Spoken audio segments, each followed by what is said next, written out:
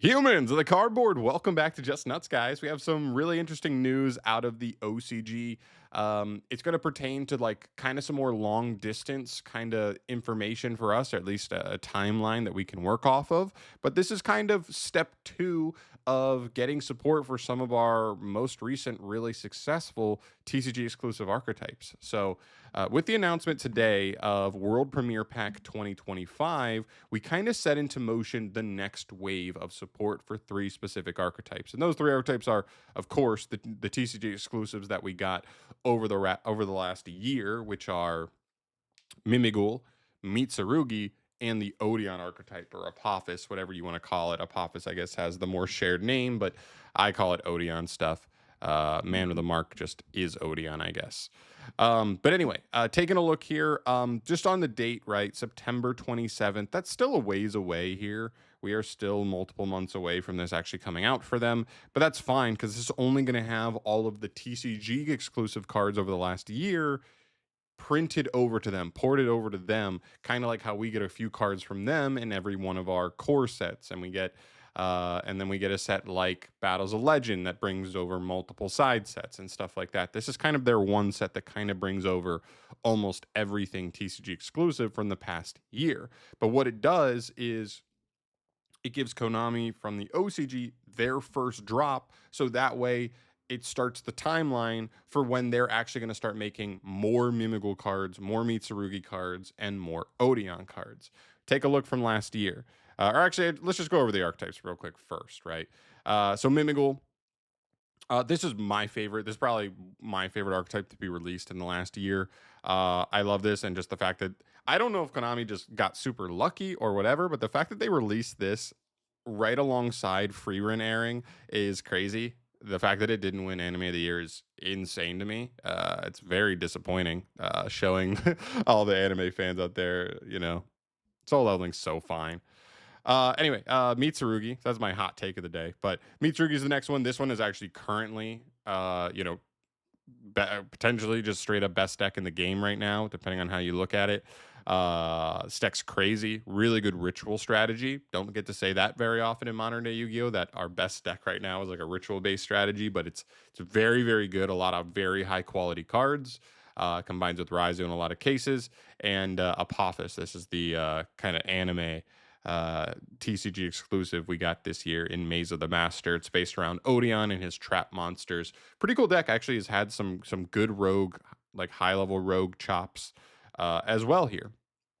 And so I think like another point to keep in mind here is that the last year has been the best year for TCG exclusives in I can't even tell you how long. Like, I'm not saying I mean, Mitsurugi probably rivals any other TCG exclusive in terms of power level, at least in its individual in their separate formats, relatively. But just three for three, basically. I would even call Mimigul like solid rogue for a little bit. Now, it's power creep moves fast, and so it's going to need some more stuff to keep up. But like, I think they're three for three on just making solid to very good TCG exclusives. Whereas if you look at the year prior, what did we see the year prior? The three archetypes that were in question: Tistina, ass; Ashen, ass; Flame Swordsman, ass. All ass. They did nothing competitively, right?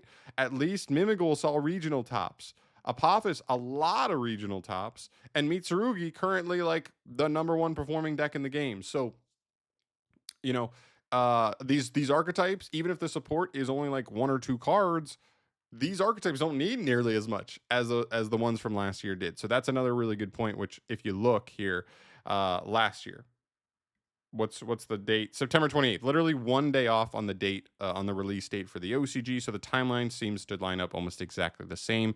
What did we see from that point forward? You fast forward to Alliance Insight, the first core set of this year, I think. Yeah, this year, January 2025.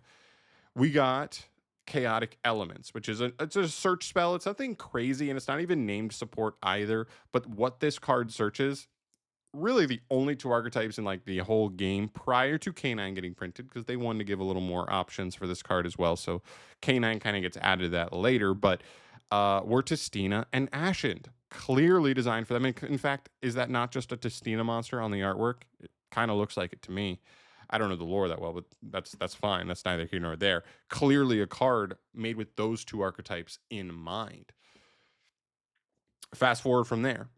Duelist Advanced, the next core set to come out for the OCG, April 26th, second core set of the year. We get Dark Flare Swordsman. Really phenomenal card. Just literally a uh like it's a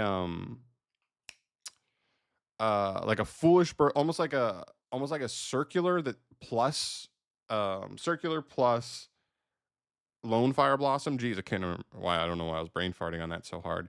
But it's like circular in that you get to Foolish a Flame Swordsman or a monster that mentions it from your extra deck as cost just to special summon this card for free. And then you contribute this card to special summon a Flame Swordsman that's not level 6 from the deck. So it is like a Lone Fire Blossom that doesn't take your normal and lets you get an extra name in rotation from the extra deck. Like, this card's crazy. Now, Flame Swordsman is just needs more than this. This is a really nice card for them. But they need more to be good enough.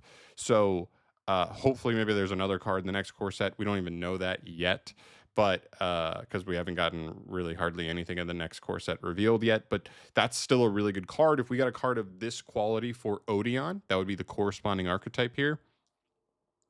I think Odeon might climb back up into play a bit, like solid rogue or whatever. Even if we're talking, a year from now, So that's really cool. Next up, we have a new Testina monster, a good monster for them, but again, and same thing for Ashen, like a nice spell card for them. These are nice cards, but it brings me back to the point of these archetypes were so bad, one card was not saving them. Even two if you count Chaotic Elements. Whereas Mimigul, all three of Mimigul, Mitsurugi, and Apophis, one card might bring them, any of these three, back into the mix of playability. So by the time we're talking about this, almost a year from now. And so, yeah, but I say all of that to say this is not really necessarily like, hey, look out for this. This is saying like, hey, next January core set, next April core set, keep an eye out. I'm a massive Mimigul fan. So even though I know this is even going to be maybe a whole year away, even from this point right now, especially for the TCG, I'm still excited to be like, okay, one of my favorite archetypes from recent years has new stuff coming. You would expect at least like maybe a card in the January core set that's not direct support, but still really good for them, as well as direct support in the next core set. That's kind of where I'm at. I like Odeon's archetype as well, so that's another one that I'd be, not quite on the same levels as Mimigul height for me, but still going to be excited for nonetheless. So let me know your thoughts down below. What do you want to see for these three archetypes? I know Mitsurugi's kind of a hard one to imagine just because this deck is currently like the best engine in the game. So it's hard to be like, what legacy support does Mitsurugi need? A year from now, when they're power crept out and they're not in the top 5 decks in the game, then maybe you can come back to it. But at least for the Odeon archetype and Mimigul, I think that's an easier one to be like, what do I want to see? For Mimigul, it'd probably be some kind of push. They lack like a little bit of their own end board. They have some pieces, obviously. They have the trap, and they can end on the 1 rank one that can be a bounce. But those cards that's not enough to me. So like maybe something that helps them have more of an end board, and maybe Yummy fills a little bit of that gap once we combine this archetype with them. And also like a pushed extender. Their extenders are so mid at best. I'd love to see a slightly more pushed extender that's like, it's a free summon and it's a plus in some other way. I'd love to see some stuff with that. But and then some speed. The ability to flip turn 1 consistently. That's what we need to see. That's just modern day flip decks. We need to do that. So we need to be able to give our opponent a set monster and flip it turn 1 like consistently, or at least forcing them to negate something, in which case the monster still stays down, and when they do flip it, we're able to still do stuff from there and punish them for it. So that'd be what I'd hope for as a big Mimigul fan. Just some basics, but yeah, that's kind of everything for today. Just want to kind of get this out there and just keep people aware of, you see this and this is like, oh, this is just the OCG getting some of our stuff, not a big deal. It isn't really a big deal, but it is important to be aware of like the timeline, especially if you're a big fan of any of these three archetypes, of like how how this is kind of the next phase before we get like actual, hopefully good support next year. So there you go. I probably rambled way too long about this topic, but I wanted to get all the points that I want to get out of the way here. And yeah, so thanks for watching, guys. Appreciate you following. Sorry about the slow videos recently. Been really busy. Has been like no news whatsoever, but that should be picking up here shortly. And I have some other stuff too I want to get out to you for sure. But yeah, thanks for watching. We'll see you guys next video. Subscribe for more. Peace.